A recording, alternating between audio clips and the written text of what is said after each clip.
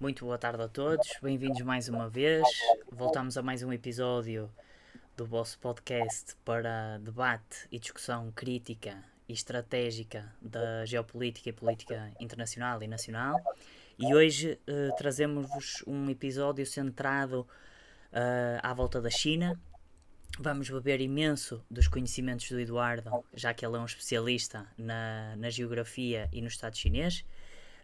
E vamos tocar tópicos como a intermediação israel-palestiniana, a intermediação no conflito ucraniano, as implicações estratégicas do programa de vigilância chinês além fronteiras, a questão de Taiwan e os conselheiros militares norte-americanos que têm sido destacados para a zona, e temas também como as Filipinas e a questão das bases norte-americanas a nascerem dentro do seu território soberano, e também uma questão mais próxima de nós, mas com implicações e influências chinesas, que é a independência estratégica europeia, defendida, por exemplo, pelo presidente Macron, e as movimentações de grandes líderes europeus para com a China e o que é que isso poderá nos indicar.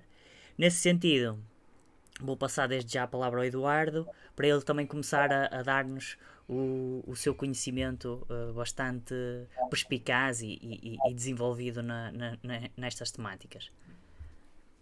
Olá Daniel, olá a todos.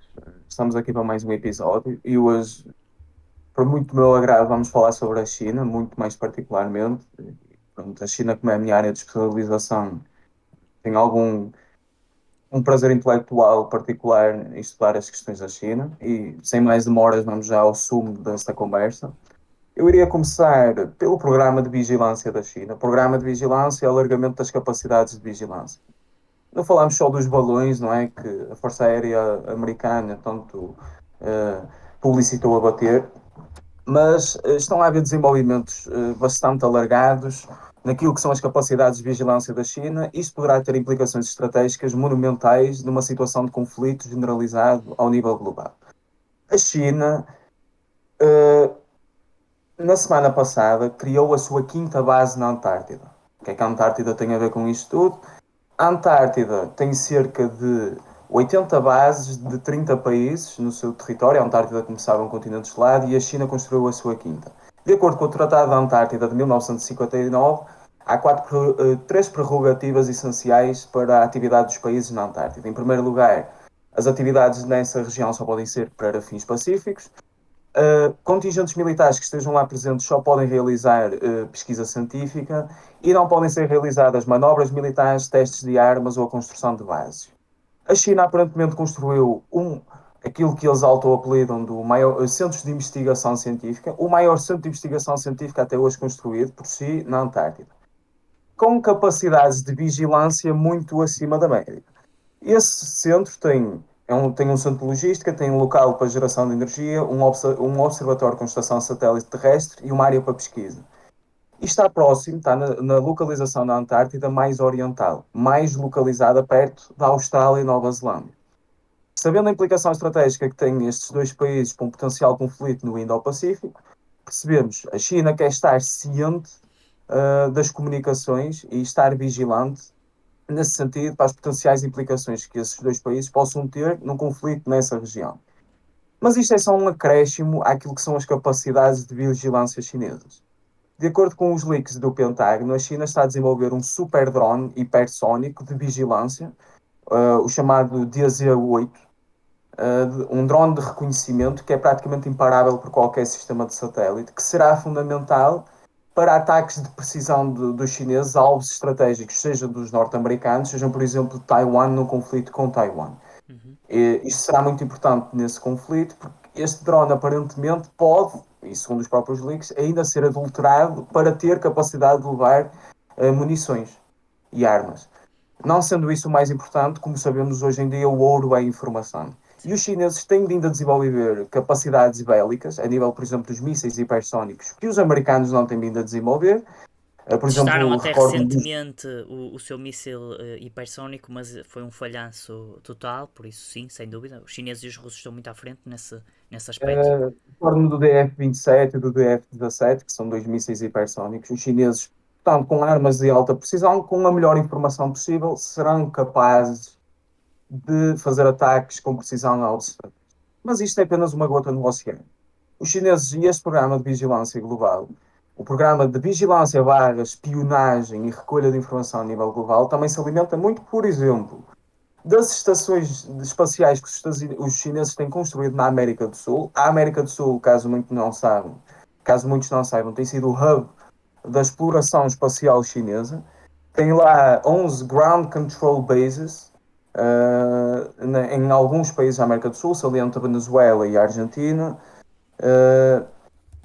Tem sistemas de vigilância e interseção de sinais, sistemas de lançamento de satélites, portanto, a vigilância no espaço será essencial e, Daniel, a tua tese de mestrado é sobre espaço, sabes isso melhor do que eu. Uhum.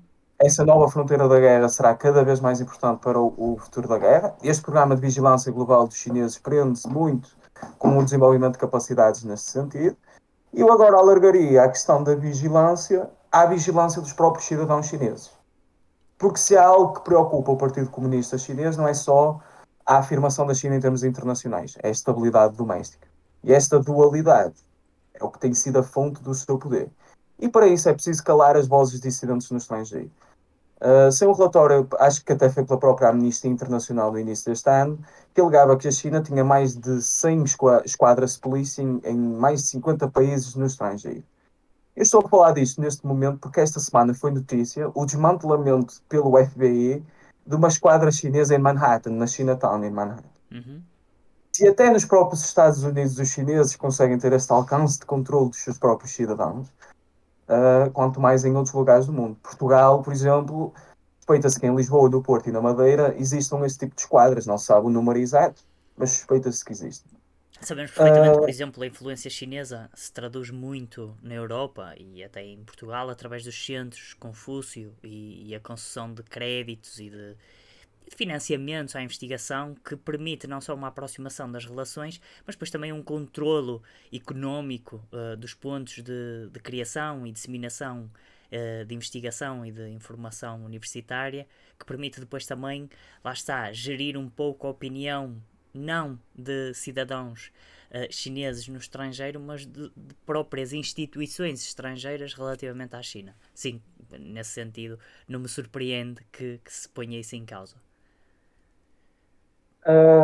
E pronto, nesta questão as capacidades de vigilância chinesas estão-se a tornar cada vez mais preementes e a China, eu creio que, numa perspectiva estratégica, só entrará diretamente em conflito com Taiwan quando conseguir assegurar que as suas capacidades de vigilância e espionagem são superiores às norte-americanas, uma vez que sabemos que a nível de alcance e de extensão da capacidade bélica, os americanos ainda superam os chineses. Paulatinamente, os chineses estão a vir a reduzir esse gap, não é? Uhum. Esse hiato que existe entre as capacidades bélicas militares norte-americanas e chinesas, sobretudo, e saliento eu, a nível das capacidades a nível da marinha.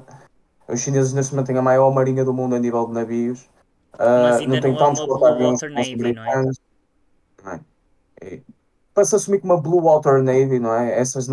A marinha de alto mar, que para muitos dos pensadores geopolíticos mais importantes até do século XX, como o Mahan ou o Spikeman, Uhum. era essencial uma grande marinha com alcance global, daí ser chamada Blue Water, não é? De Uhum. mares globais, para conseguir não só ter esse alcance, leverage negocial para poder fazer pressão sobre parceiros e potenciais adversários e inimigos, mas também para controlar alguns pontos marítimos fundamentais. E a China, como está dependente de alguns pontos ou choke points marítimos fundamentais, para a importação de energia e para a importação de alimentos, saliento eu, acima de tudo, precisa ter esse alcance global.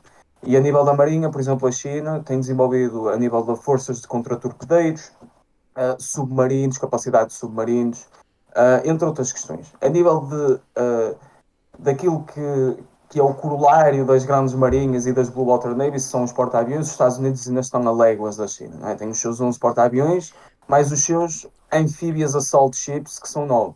Que são mini porta-aviões, também podem levar aviões, mas não têm essa capacidade de alcance, nem a capacidade autónoma de reabastecimento que os porta-aviões têm durante tanto tempo. Isto é só um aspecto para salientar. E a China terá que ter estas capacidades de vigilância para poder sequer planear entrar no conflito. Por isso é que eu acredito que os chineses ainda estão, nas palavras do Deng Xiaoping, biding their time, ou seja, ainda estão. À espera do Uh, momento certo. exatamente, e se há coisa que caracteriza os chineses em termos estratégicos, é conseguirem esperar pelo momento certo. Não nos podemos São, também esquecer que a China moderna é um país relativamente inexperiente no que diz respeito a conflitos militares, não é? A sua última guerra foi com o Vietnã em 79, e perdeu. A China, a Força Aérea Chinesa não se envolve num conflito desde a década de 50. Temos de ter estas noções de que a China, em termos militares formais, tem alguma inexperiência. No entanto, como as linhas entre aquilo que é privado e público na China são sempre um bocadinho tenos. opacas, né? A Belt and Road Initiative, por exemplo, tem sido protegida por empresas de segurança privadas, que não são empresas militares, porque aparentemente não são proibidas na China, mas são protegidas por empresas de segurança privadas que, para terem capacidade militar, ou seja, para poderem usar armas, tem que ser 51% do Estado, ou seja, são empresas que, no fundo, são públicas e nunca privadas. E é interessante, se me Algum permites tipo só de interromper, experiência, e tu certamente. só para Força, força. terminar isto, Daniel, algum tipo de experiência já sai daí, não é? Não podemos Claro, dizer que o exército chinês é totalmente inexperiente. claro. É só isso. Eu só queria colocar-te uma questão que é: nós sabemos perfeitamente para teres efetivamente uma Blue Water Navy, não precisas só do material de guerra em termos de navios de largo porte e tudo mais, mas precisas também de bases estratégicas de reabastecimento, porque o reabastecimento em alto mar só é possível se houverem linhas logísticas também relativamente perto. Os Estados Unidos conseguem ter uma Blue Water Navy porque tem Guam, tem o Havaí, que permitem, lá está, esses pontos intermédios de reabastecimento, porque se o reabastecimento tivesse que ser feito com a costa do Pacífico na Califórnia, seria muito mais difícil do que simplesmente fazer um pequeno Exatamente. desvio até E Guam. mais ilhas do Pacífico, as Ilhas Marshall, Isso os mesmo, Estados isso Unidos mesmo. têm essa possibilidade. Nesse sentido, achas que, por exemplo, e estavas a falar dessas linhas tenues entre público e privado, não haverá também algumas linhas tenues no que toca à Belt and Road e à linha marítima, que estabelece Sim, várias bases sem dúvida alguma, sem navais dúvida alguma. de duplo uso? Porque eu acho que os chineses exploraram bem este duplo uso e quando Sim, falavas o da argumento questão. não uso vale, mas sem dúvida alguma, Daniel, que tem sido o principal crítica que muitos países, por exemplo, a Índia, a ideia do string of pearls, não é? Que quer Uhum, estrangular a Índia, não é? uhum, A construção, o porto de Gwadar no Paquistão, a base no Djibouti chinesa. uhum. A China aparentemente está a desenvolver uma estação de satélite e uma base Posso nas Ilhas mostrar Coco aqui a questão do de Djibouti? Myanmar, no Sri Lanka, no Camboja, também há algum tipo de parcerias económicas com o Vietnã. Naturalmente que a Belt and Road é acusada por estes países de ser não essa iniciativa promotora da construção de infraestruturas, mas pela armadilha da dívida, a China consegue explorar as infraestruturas que constrói. E Uhum, na dimensão marítima, da Belt and Road, na zona do Pacífico, a China consegue ter acesso a águas que não consegue ter. Por exemplo, o facto da China apoiar o Myanmar e a junta militar no Myanmar dá-lhe acesso à Baía de Bengala, dá-lhe acesso ao Oceano Índico, algo que a China continental não consegue fazer. uhum. Entre outras coisas, a Belt and Road permite pontos de apoio logístico para a Marinha Chinesa, permite o alcance de forças que a Marinha Chinesa não tem neste momento. Não nos podemos esquecer que os americanos, para além de tudo isto, têm 850 bases a nível mundial. 750, também não quero exagerar, em 80 países ou territórios semi-soberanos. É um alcance que não está a qualquer um. E a China Sim, ainda sim. não tem esse alcance. A Claro, Belt and óbvio. Road, na minha perspectiva, tem essas implicações estratégicas. Eu acho que também será importante vermos como é que países como a Índia reagem a isto tudo.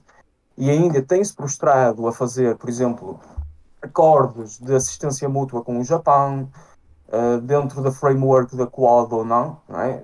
Uhum, Bilateral, com outros países, com o Oman, com as Ilhas Maurícias, com vários países, com o Vietnã também, a venda dos mísseis supersónicos indianos, o BrahMos, uhum. porque a Índia e a China, apesar de aliados, não é, são aliados táticos, estrategicamente estarão sempre destinados a entrar em conflito. Sim. E naturalmente que a China precisará da Belt and Road para isto tudo. Sem dúvida alguma. E esse argumento do uso dual, não é? A separação ténue entre aquilo que é civil e aquilo que é militar nunca se percebe muito bem. Mas é uma questão estratégica. Se os portos forem portos de águas profundas, não é? Uhum, A possibilidade de serem portos para utilização militar é muito grande. claro. E a questão é que não se circunscreve ao Indo-Pacífico. A China aparentemente está a desenvolver um porto no Peru, na América do Sul, que é um porto de águas profundas. A China também está a querer desenvolver um porto na Guiné Equatorial para ter acesso ao Atlântico. Na No Nigéria. fundo, então, parece que traz essa ideia de efetivamente ter base e sustentação logística para poder operar uma Blue Border Navy. No Médio Oriente também se fala dos Emirados Árabes Unidos, fala-se da Indonésia, fala-se do desenvolvimento de bases militares na zona do Pacífico Sul, nas Ilhas Salomão. A China assinou em 2021 um acordo de segurança que o presidente das Ilhas Salomão já disse que não era para a construção de bases, mas que pode ser Uhum. de uso exclusivo dos chineses daquele território para fins militares. Estas linhas são muito ténues e eu acredito que os desenvolvimentos neste sentido ainda se irão acentuar, sobretudo pelo sentimento de cerco que se está a adensar com o crescente número e presença militar dos americanos na região do Mar do Sul da China e, sobretudo, junto a Taiwan. Os americanos, como nós sabemos, fizeram um acordo com as Filipinas para a construção de mais 4 bases no território filipino, que totaliza o número de bases norte-americanas em território filipino para 9. Aparentemente, estas 4 bases, de acordo com o presidente Marcos, são para dar resposta a acidentes ou a desastres humanos e naturais, ou seja, são reativas, e ele comprometeu-se a que essas bases não acumulassem estoques de munições norte-americanas, como por exemplo Guam é famosíssima por ter, não é? O problema é que estas bases, uma delas está em Luzon, na ilha de Luzon, que é o território mais próximo de Taiwan, que não é território chinês, e uma delas está na ilha de Babalang, acho que é assim que se diz, que é junto ao Mar do Sul da China, junto às Spratlys, que são territórios contestados, quer por China, quer por Filipinas. Acho que é mesmo próxima do Mischief Reef, que é até ocupado pela China. Portanto, as implicações estratégicas são muitas neste sentido. E acho que isto avançará ainda mais a possibilidade dos chineses adotarem uma postura ainda mais assertiva a nível militar. Neste sentido, porque há aqui 2 considerações estratégicas que é preciso termos em consideração. Em primeiro lugar, os chineses querem garantir a negação do acesso às áreas costeiras do Uhum. seu próprio território, Uhum. e para isso também têm desenvolvido as suas capacidades de mísseis, as suas capacidades balísticas de mísseis de intermédio, de alcance intermédio, médio e curto, E de e abate próprio estarão a desenvolver com, a infraestrutura naval, não é? São yeah, mesmo preparados para o combate no mar. e a proteção das linhas de comunicação marítimas fundamentais. Como sabemos, o Mar do Sul da China é fundamental a nível, tem uma importância económica global, não é só para a China, Uhum. tem um potencial energético gigantesco. E falámos de linhas importantes como o Estreito de Malaca, o Estreito de Bab al-Mandeb, os Estreitos de Lomba, de Sonda e Lombok, que são junto ao Estreito de Malaca, o Estreito de Hormuz. O que eu quero dizer é que todas as considerações estratégicas nunca podem ser desvinculadas de um pensamento geográfico global. Isto é todo um tabuleiro onde os chineses estão a começar a dispor peças, naturalmente que têm as suas peças mais concentradas na zona do Indo-Pacífico, não é? Para a proteção do seu próprio território. Mas este desejo de alcance e influência global é um desejo que implica um pensamento geoestratégico verdadeiramente do Atlas, não é? Numa lógica panorâmica, de que tudo tem que ser visto como um potencial campo de conflito e onde a China quer ter algum tipo de pegada e presença para garantir, pelo menos, que consegue dar algum tipo de luta aos norte-americanos, porque os norte-americanos têm uma presença tão acentuada a nível global, para ver se conseguem dar algum tipo de competição aos norte-americanos para impedir que a China seja estrangulada economicamente no caso de um conflito. Não é? Sim, porque aquilo que se parece cada vez mais observar neste campo de competição China-Estados Unidos é que parece que os Estados Unidos se começam a perceber de que economicamente não vão conseguir continuar a desafiar o potencial industrial chinês e que efetivamente aquilo que depois poderá sobrar é estrangular a economia, estrangular esse potencial e isolar a China do mar, que é o grande corredor fornecedor. Sabemos que a Belt and Road também será uma estratégia de diversificação. Também falamos no episódio anterior do corredor do Mar do Norte, não é? Mas, por enquanto, neste momento, o Mar do Sul da China e todo esse corredor sul é o grande corredor económico global, o qual os Estados Exatamente. Unidos ainda têm capacidade, pelo Sim, menos, sim, para sim. perturbar, não é? E a Belt and Road também visa a diversificação essas linhas de fornecimento pela terra, não é? Terrestre. Sim. Falámos do corredor económico com o Paquistão, falámos do corredor económico com o Myanmar e com o Irão também envolvido, lá no corredor económico com o Paquistão. Uhum. A China, a ideia será sempre diversificar,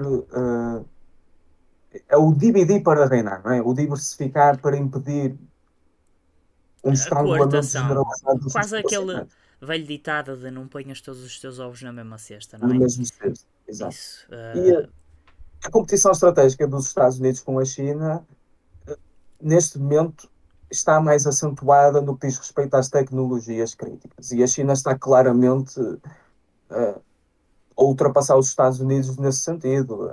Eu acho que já falei disso no episódio anterior, mas também volto a reforçar, não quero mais. Saiu um estudo de um think tank australiano há pouco tempo de que de 44 tecnologias críticas a China estaria à frente em 37. E falámos do 5G, inteligência artificial, computação quântica, falámos de muita coisa. até saiu esta semana, pelo menos assim de uma forma muito geral e abstrata, a notícia de que os chineses entregaram o controlo de um satélite de observação à inteligência artificial e ela rapidamente o direcionou para a Índia, por perceber que efetivamente aquilo que tu dizes, que estrategicamente estão destinados a competir, pelo menos, que também se comprova. Mas sim, sem Será, dúvida, de uma forma geral, a será, China percebe será que preocupante. sim. Será preocupante. E eu acho que aproveitaria agora para fazer a ponte. Uhum, No que diz respeito à questão de Taiwan, não para fazer a ponte diretamente com o conflito de Taiwan, mas uhum, essa assertividade chinesa, em termos militares e estratégicos, na minha opinião, vai se manter. uhum. Porque os Estados Unidos, nesta semana, enviaram 500 conselheiros militares para Taiwan, que aparentemente só vão dar treino às tropas de Taiwan. Não sabemos em que é que se vai consubstanciar o reforço do apoio militar a Taiwan, não é? Se os Estados Unidos irão investir ainda mais milhões e milhões nesse apoio militar, como é que isto será? Transformar Taiwan nesse último reduto de resistência, não é? Aquilo que o general Douglas MacArthur apelidou do porta-aviões inafundado, porque Taiwan tem uma importância muito mais do que simbólica, não é? A China olha para Taiwan como uma província rebelde, tem que se reunificar necessariamente com o território, Uhum. e os Estados Unidos como uma democracia que tem que proteger. Taiwan, na verdade, se formos olhar para aquela região, pode ser chamada da torre de vigia mais alta e mais centralmente localizada naquela zona. E é o E é disruptor totalmente, mais próximo, não é? Quer dizer, está é ali. totalmente imprescindível para os Estados Unidos abdicar de Taiwan. E pronto, não quero entrar nas implicações estratégicas do conflito de Taiwan, porque isso daria um episódio com imenso tempo. E não vamos entrar por aí, até porque já entramos em outros episódios e isso até pode Mas ser reservado. efetivamente, haver mais pessoal dos Estados Unidos e do Ocidente em Taiwan não só é um desafio à China e à sua política de unificação e de integridade territorial, que até é reconhecida pelos próprios Estados Unidos, não é? De uma forma um pouco ambivalente também, É, sempre com é a uma. ambiguidade estratégica, Isso aquele status mesmo. quo muito. Mas no fundo também representa um perigo acrescido e adicional de que, em caso de conflito, haja essa perda de vidas norte-americanas no estrangeiro, que depois efetivamente motivem os Estados Unidos a intervirem ainda de uma forma mais acérrima e mais forte, mais afiada, mais aguçada Será, no será, conflito, sim. será difícil, porque até para a própria estratégia de. voltamos àquelas duas lógicas que eu sublinhei. A negação do acesso às águas costeiras e o controle das linhas de comunicação fundamentais. Isto passa por uma estratégia de desenvolvimento de uma Blue Water Navy, que, por sua vez, passa pelas estratégias que são conhecidas como as Island Chain Strategies, as estratégias da cadeia de ilhas. A China quer alcançar a primeira cadeia de ilhas, engloba Taiwan, parte do norte das Filipinas e parte do Japão também. A segunda já vai para o Pacífico, já engloba Guam, certo? Uhum. Já engloba a totalidade do Japão e das Filipinas. E parte da China se afirmar como uma marinha para garantir estes dois objetivos estratégicos, uma Blue Water Navy, passa necessariamente pela conquista do território de Taiwan. Isso é importante. Os chineses afirmam que até 2035 querem ter o domínio até na primeira cadeia de ilhas. E até 2050 a supremacia até a segunda cadeia de ilhas. Como nós podemos ver, dentro dos cálculos simbólicos estratégicos, Taiwan é sempre central para os chineses. Sempre centrado. Portanto, há uma inevitabilidade deste conflito. E, A e nos questão é se ele países será, se ele será um conflito frio, e mais no campo económico, mais no campo político ou diplomático, será um conflito quente com campos militares. China, no que toca a Taiwan, quando as situações se tornam cada vez mais crispadas, não é, diplomaticamente, e, por exemplo, a visita da presidente Tsai Ing-wen para falar com o speaker do Congresso Os norte-americano, Kevin representantes. McCarthy, Uhum. a China, das três, uma, ou acelera exercícios militares, não é ou, isto na verdade é de forma cumulativa, geralmente faz as três em simultâneo. Acelera os Isso. exercícios militares, reforça a sua retórica diplomática, cada vez mais assertiva relativamente a esta matéria, e impõe algum tipo de embargo ou sanções a Taiwan. Porque a China é o principal parceiro económico de Taiwan e não nos podemos esquecer disso. Claro, É. claro. Mais de metade das exportações de Taiwan vão para a China. É uma Eu camada acho que económica e uma agora, dependência geográfica em si. Além da eu proximidade falhar cultural e, e tudo, populacional. tudo. Depois é a lógica de que nós em Taiwan temos esses dois lados, não é? O lado do partido tradicional, o Kuomintang, que neste momento está nas margens, que é o lado que é mais pró-reunificação com a China. E o lado da atual presidente do Partido Progressista Democrático, da Tsai Ing-wen, que é o lado mais pró-independência. Mas, na verdade, os dois lados geralmente encontram-se no meio, que é a preservação deste status quo como ele existe. Uns temem mais a criação de dependências económicas com a China. Outros veem nisso potencialidades, percebes? Uhum. E temos essa articulação. Por exemplo, a visita do ex-presidente taiwanês, que é representante do Kuomintang à China há muito pouco tempo, o presidente Ma Ying-jeou, visitou, simbolicamente teve muito peso, porque foi a ideia de que ainda a ideia de que a Continua a China é haver uma, não é? A laços China é uma. e comunicação entre ambos os poderes, entre ambas as elites. Tem importância pela proximidade das eleições de Taiwan, percebes? É isso mesmo. Tem importância por isso. Mas eu ainda acredito, e de acordo com a maior parte das sondagens à própria população taiwanesa, estes, para além de serem mais pró-independência, e aqui com imensas aspas, porque Taiwan declara a independência aí é guerra automática. Os Claro. chineses já afirmaram isso, a lei da antissecessão de 2005 já dizia isso, e cada vez mais essa retórica tem vindo a ser reforçada.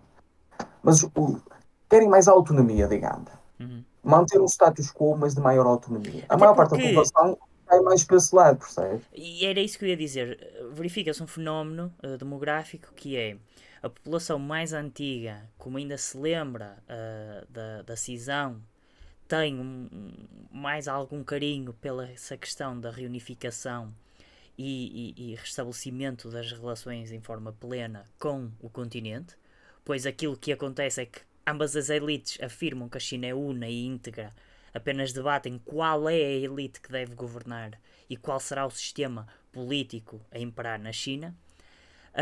Mas as gerações mais novas, às vezes por questões, possivelmente de propaganda, de influência dos Estados Unidos, ou mesmo pela irreverência da juventude e de querer afirmação de uma identidade própria, são mais próximas dessa ideologia independentista e próxima a uma identidade, lá está, própria de Taiwan. Por isso, aquilo que verificamos é que neste momento há sempre uma proximidade à independência, pelo menos estratégica e não declarada, mas subtil.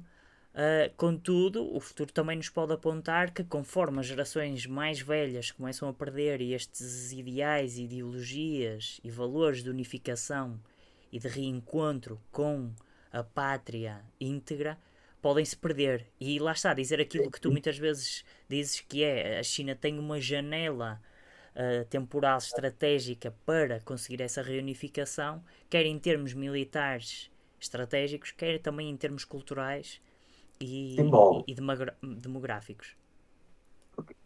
Isso, por um lado, não é uma vulnerabilidade, mas por outro lado também é um fator de previsibilidade da ação chinesa.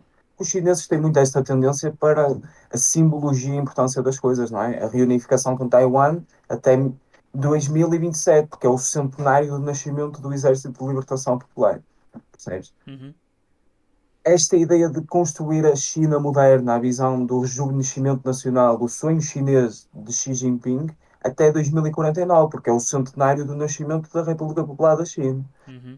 Há, isto dá algum grau de previsibilidade no sentido em que há datas limites, percebes? Há um Claro. prazo de validade. Até lá alguma coisa irá acontecer.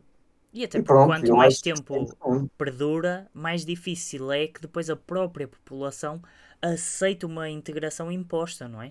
Porque depois poderemos E ter movimentos. aquilo que tu falaste, em 2014, e acho que é o exemplo mais paradigmático disso, o movimento Girassol, que foi um movimento de contestação ao reforço dos laços económicos de Taiwan com a China. Foi um movimento que nasceu em Taiwan pelas gerações mais jovens, estudantes, académicos, não é? Uhum, E manifesta, já há 10 anos atrás, manifestava muito já essa tendência de que os mais jovens estão-se a afastar dessas pretensões irredentistas uhum, de reunificação com a pátria cultural e identitária, não é? uhum. Nós, eles identificam-se como taiwaneses neste momento, não como Pois, chineses, uma identidade própria já a não como nascer. chineses.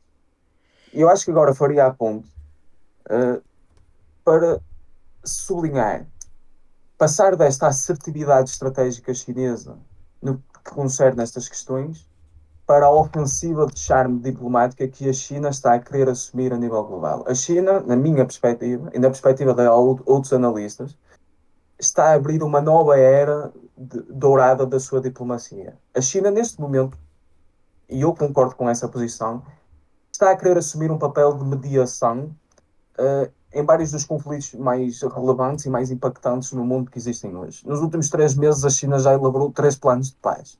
Primeiro para o conflito da Ucrânia com a Rússia, os famosos 12 pontos, não é? Uhum, Depois, conflito latente, não é? Entre Irão e Arábia Saudita, sim.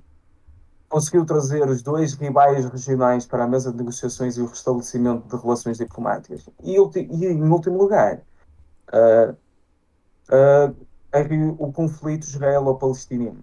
E se a China ganha alguma leverage dentro do conflito israelo-palestiniano, isso pode ser totalmente fundamental para quebrar a hegemonia norte-americana no Médio Oriente.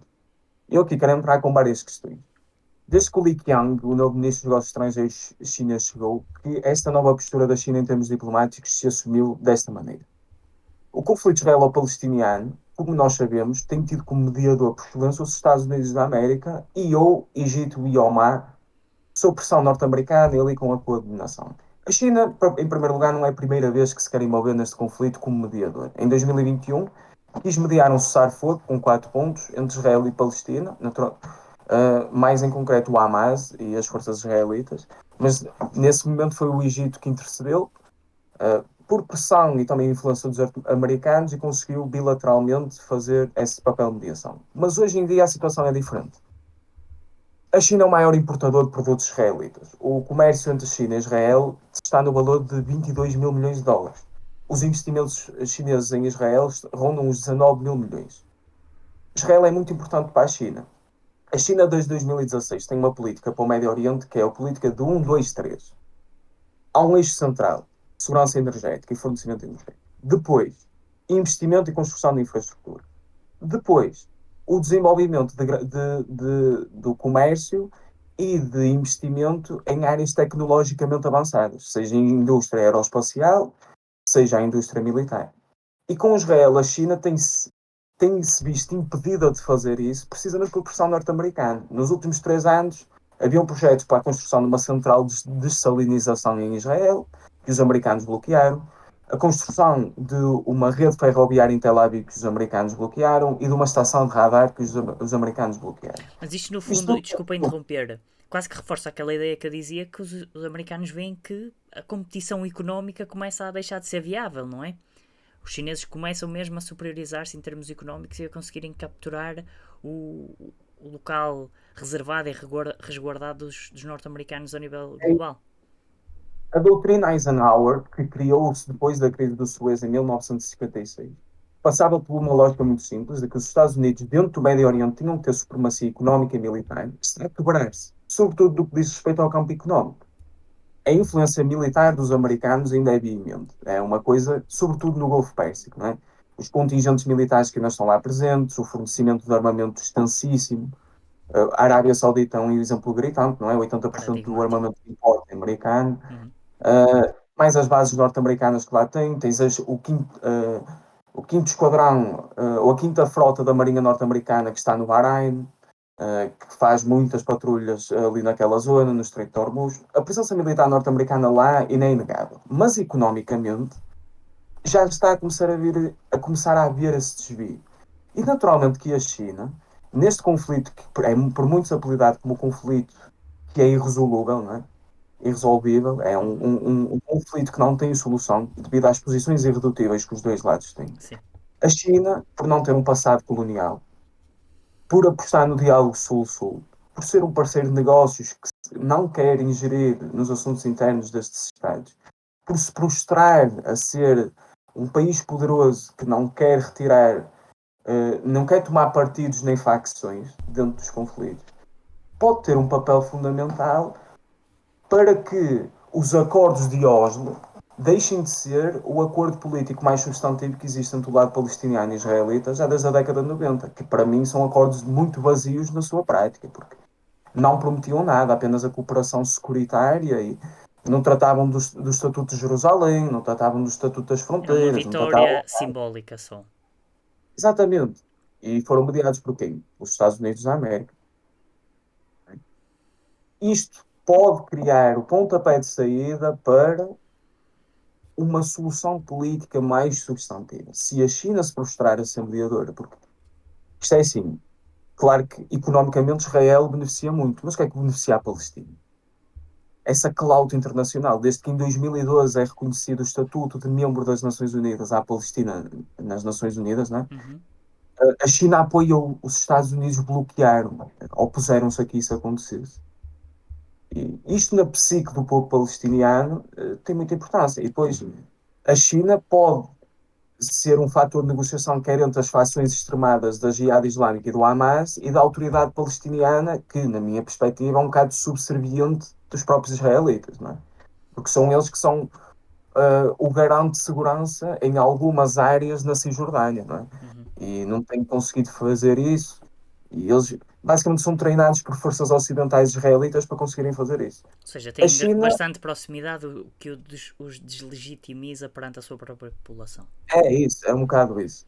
Por isso é que o Hamas se radicalizou tanto e houve aquela separação em Mas é isso que 2007 depois entre as também duas partes. dificulta ao Hamas a nível internacional ganhar apoio para a causa palestiniana, porque existe mesmo a É, declaração de que é para destruir o Estado israelita. exatamente, a posição deles é totalmente irredutível. Lá está isso. Antagónica. Irreconciliável. É o inimigo zionista que nós queremos destruir, ponto. Sim. Aqui não há uma posição reconciliatória de potencial negociação. Vamos ver, eu acho que a China pode ter um papel importante. Não quer dizer que vai trazer uma transformação estrutural àquilo que é o status quo do conflito israelo-palestiniano, como conhecemos, não é? Uhum. De inclusões extemporâneas e esporádicas de conflitos mais localizados, ora ataques por parte das forças israelitas, ora retaliações por parte do Hamas. Sim. Este ano isso tem-se vindo a reforçar A ainda mais. intensificar. Da Síria, ataques a partir da Síria, do Líbano, da faixa de Gaza, naturalmente que o Irão está aqui muito por trás daquilo que se está a passar, não é? Quer o Hamas, quer o Hezbollah tem como grande financiador e patrono o Irão. E a China também tendo uma relação boa com o Irão, percebes? Também O pode facto de intervir. manter, eu chamo isto a doutrina ou a abordagem da Isabel I, a Rainha Virgem. A Rainha Uhum, Isabel I, no livro do John Lewis Gaddis, O Grande Estratégia, ele fala do poder dela como o poder de eixo. uhum, Era o poder de manter uma posição equidistante de toda a gente. A Rainha Isabel I conseguiu manter-se virgem e quis evitar ao máximo uma guerra. Eram esses os grandes propósitos dela. E para isso, ela deu esperanças, mas nunca deu a satisfação necessária. E isso é um mesmo. bocado essa a postura da China.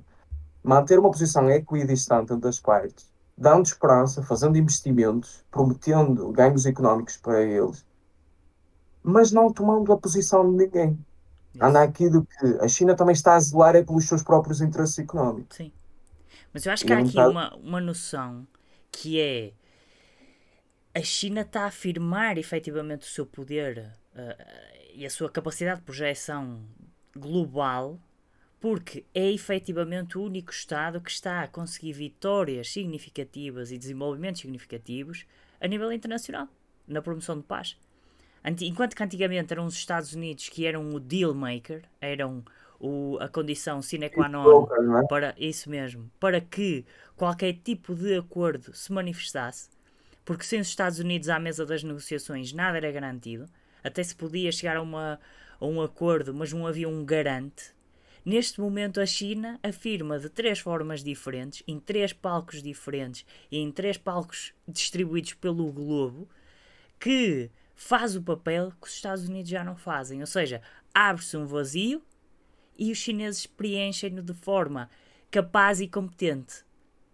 E eu acho que é Totalmente. isso que devemos ter em Totalmente. conta. Eu até aproveitava, a não ser que tenhas mais alguma coisa para acrescentar, mas fazia o Eu só, pivô. só acrescentaria uma Força, coisa, força.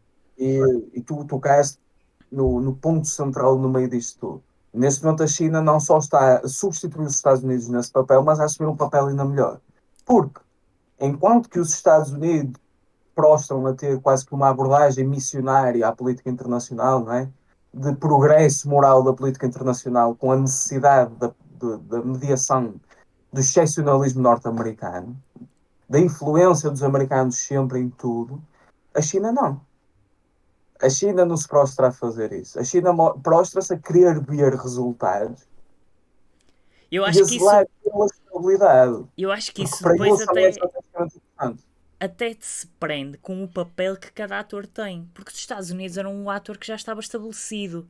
Ter ou não resultados pouco influenciava a sua postura ou a sua fama, o seu nome internacional. Porquê? Porque já era um ator pelo qual passavam pelas mãos estas decisões. E então decidir não era tão necessário mostrar resultados, porque os resultados já estavam mostrados e estavam no registro histórico. Pelo contrário, até acho que mostrar resultados comprometeria a posição ambivalente dos Estados Unidos, o que depois criaria problemas estratégicos no local. Enquanto que a China, como é um ator que está ainda em afirmação e à procura de clout internacional, à procura de demonstrar a sua capacidade, tem que procurar resultados. Independentemente depois das restrições e condições ou condicionantes que advenham daí, certo? Se calhar é mesmo Exatamente. isso que também está Exatamente. aqui a E operar-se. nós temos que refletir numa ideia essencial que é, estamos a falar de uma civilização milenar. Esta metamorfose da China comunista, na verdade, é a última versão das dinastias imperiais, não é? O poder concentrado em elites muito reduzidas, mas é essa lógica de que o mundo muda, mas a China tem uma identidade Perdura. própria e única. Eles sabem o que é o tempo e têm a paciência para agir. E E é tem-no, precisamente isso. dispõe-no. Estão a ler esta janela de oportunidade, estão a preencher um vácuo onde os Estados Unidos o deixaram. E o Médio Oriente, para mim, é o exemplo mais gritante disso mesmo, não é? Sim. Com a saída tão precipitada do Afeganistão e os desastres E a Afeganistão e forma Iraque, como a China se moveu para dentro do Afeganistão também, sim.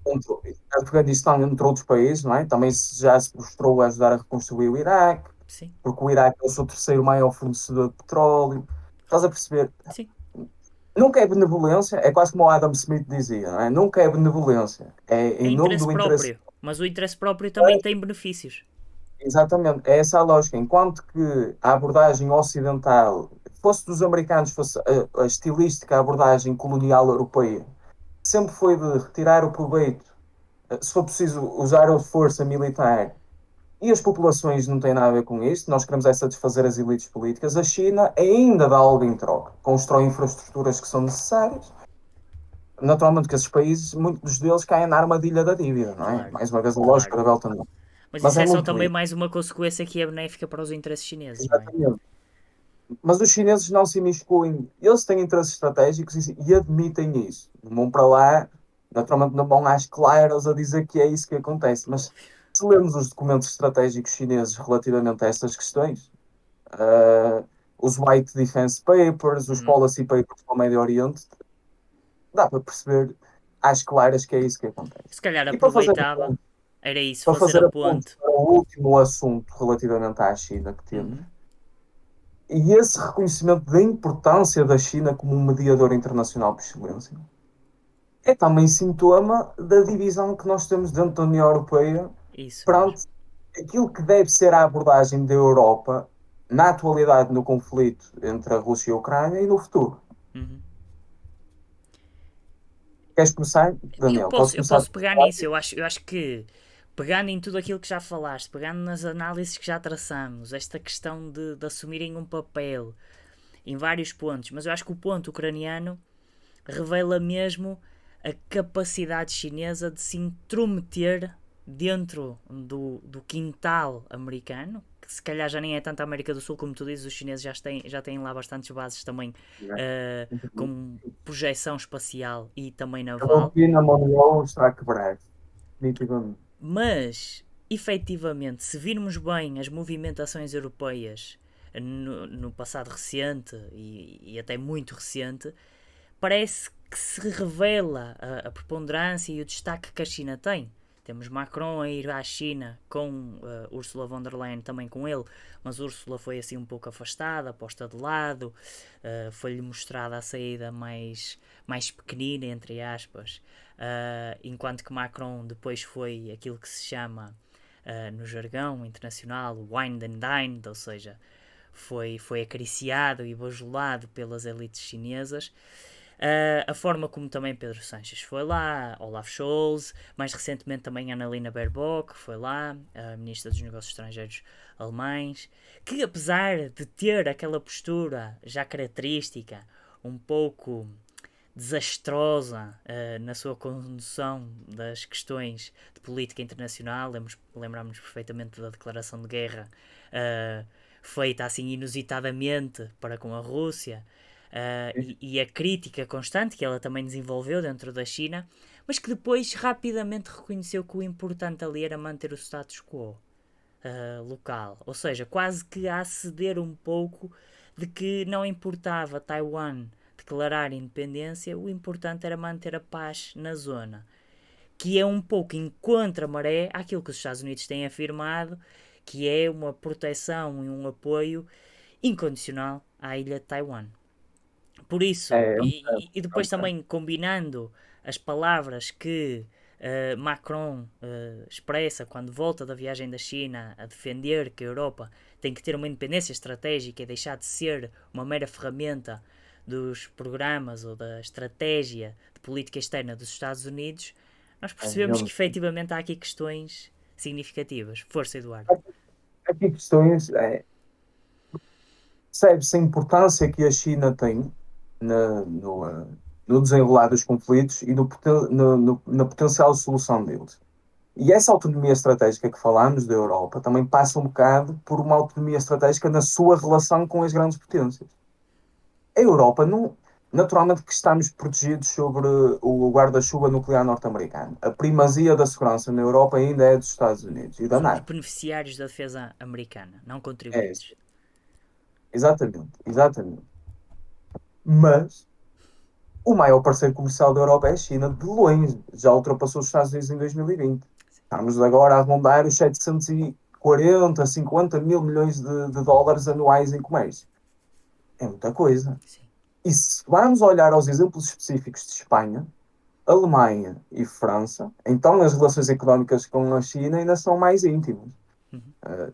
Vamos olhar a isso mesmo. E o Mesmo Macron, nós, houve um momento em que o nosso primeiro-ministro, o António Costa, assim, disse que, bater o pé, basicamente, aos americanos para não se intrometerem nas relações entre Portugal e China, não é? Porque exatamente. venha o que vier, mas nós aí temos que ter independência estratégica. Nós alinhamos em Será, tudo, será sempre aliciante fazer comércio com o maior mercado do mundo sem e a dúvida. China E terá até porque, sempre necessidades. Geralmente é um maior historicamente, importador do que exportador em sim, muitos países com os quais comercializa. sim. E até porque Constrói infraestrutura. historicamente, temos que nos lembrar que durante o período de crise que Portugal atravessou, não foi assim há tanto tempo quanto isso, não houve propostas europeias para a compra da EDP, da TAP, nem nada disso. E a EDP foi comprada pela Chinese Three Gorges, não é? Quando mais ninguém oferecia para ajudar o país que era incumpridor e irresponsável economicamente. Foram os chineses que vieram aqui salvar um pouco a questão. Por isso são coisas que depois se perpetuam ao longo das relações, não é? Exatamente, exatamente. E Macron, quando afirmou isso, foi exatamente essa ideia de a Europa não pode entrar nesta teia de conflito entre as duas grandes potências. Tem que ter uma posição que é simultaneamente ambivalente, mas também coerente ao mesmo tempo. Agora, vai haver uma dificuldade gigantesca que é numa terceira questão, que é a coesão dessa posição. A União Europeia está super dividida no que concerne não só a Rússia, mas também a China.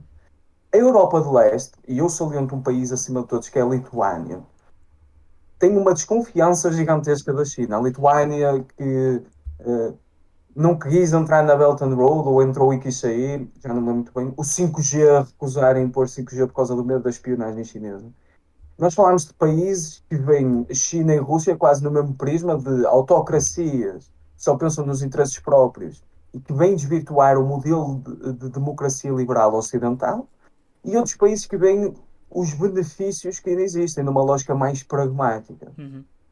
E esta divisão no seio da Europa está cada vez mais saliente e evidente, com o arrastar da guerra da Ucrânia e com o adensar da crise internacional, porque desengane-se quem acredita que no final deste ano vai haver uma recessão gigantesca a nível da economia global e, Sim, sobretudo, da economia europeia. já está prevista há bastante tempo. Até porque Sim, parece que foi. basta ver que existe também uma tentativa constante de acoplamento das narrativas contra a Rússia e contra a China. Ou seja, os Estados Unidos também já se começam a mover nesse sentido de moldar a opinião pública e virá-la contra a China. Este caso das estações ou de polícia e de monitorização dentro dos próprios Estados Unidos poderá também ter sido um pouco inflamado para começar a preparar a opinião pública para o próximo ponto ou foco de discórdia e conflito e competição. Lembrámos-nos que Sem na dúvida. altura Donald Trump tinha esse objetivo Essa político, premissa, não é? sim, A espionagem chinesa, não é? e de competir economicamente com a China. E ele não falava em mais nenhum tipo de competição, mas definia que efetivamente deveria haver uma competição económica e que não deveriam haver relações deslimitadas. Que deveria ser visto dessa perspectiva. E neste momento os Estados Unidos também se começam a preparar. Lá está, toda esta questão de Taiwan que tivemos a detalhar, especificamente tu, que tens bastante conhecimento nisso, mas o Congresso e o Senado continuam a propor cada vez mais programas de assistência militar, Sim, fornecimento de acho que armas. só para ter assim uma noção, para dar uns números, no ano passado, acho que foi o ano passado, que foi passado o Taiwan Policy Act, Uhum, que via fornecimento de armas no espaço de 5 anos a Taiwan no valor de 4,5 mil milhões de dólares. é isso. Ou seja, Vai ser um contínuo de reforço o adensar deste potencial do conflito, não é? isso, de quebra de Lembramos relações. E é algo que da Europa. invariavelmente vai soar, vai escorrer para o território europeu, porque nós tendemos a importar a narrativa norte-americana, a narrativa dominante no Ocidente, e já vemos isso. Eu quando dizia que Ursula von der Leyen foi tratada de uma forma um pouco mais ah, não tão merecedora de respeito como Macron, não é? Foi mesmo nesse sentido, porque Ursula von der Leyen é altamente crítica das elites chinesas, já se alinha e compactua com a narrativa anti-China, e é nisso que tu falas, ou seja, temos divisões internas entre Estados europeus, mas mesmo a própria União Europeia tem uma postura que é anti-China, Exatamente. estando ela Borrell, não é? economicamente dependente, não é? Ou Voltando, interligada de tal voltando à forma. questão da China mediação, não é? O Borrell, e agora Uhum, só para reforçar aquilo que tu estás a dizer, disse que a China, no máximo, poderia assumir um papel de facilitador e nunca de mediador no conflito com a Rússia, porque compactua com a Rússia, não é? precisamente. Tem interesses com a Rússia. Borel que disse que a Europa era o jardim e que o resto era a floresta, não é? Acho que é O Borrell às vezes sai-se com cada uma. muito Às- feia, especialmente tendo em conta a questão histórica e o papel colonial que a Europa teve, não é? Quer dizer, olhar agora como para as ex-colónias e para os territórios além fronteiras como floresta perigosa, acho que é um bocadinho complicado de se justificar, É, mas é reminiscente de algumas coisas que não deveriam ainda estar alguns tão frescas. recalcamentos, É, digamos, é, dentro da elite europeia.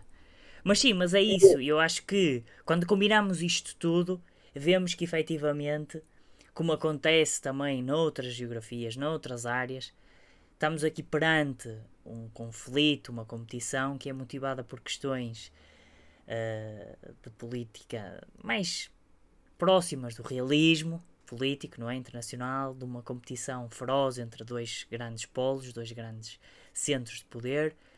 Eu muitas vezes digo que estamos perante, quer na Rússia, quer na China, e até porque existe efetivamente proximidade política entre ambos, quase como uma armadilha de Tucídides, não é? O Ocidente vê a sua preponderância a desaparecer e vê que o momento da ação, a janela de atuação, como na poderá Segunda estar a Guerra. fechar-se. Sim, Eu penso que por hoje, relativamente a esta matéria, acho que podemos dar por encerrado. concordo Estamos 100% aqui em também. alguns pontos. Naturalmente podemos falar de a visita do Lula à China, nós já acabamos por abordar isso. Sim, sim, Uh, cada vez mais esforço e o robustecimento da posição dos BRICS como um coletivo em contestação à ordem internacional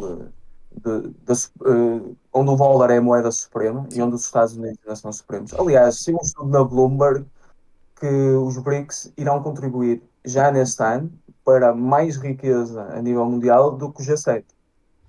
Qualquer coisa como 33% da E se riqueza, considerares que países como o 17,29. México e por aí vai desejam entrar nos BRICS, poderemos estar efetivamente perante um realinhamento, não é?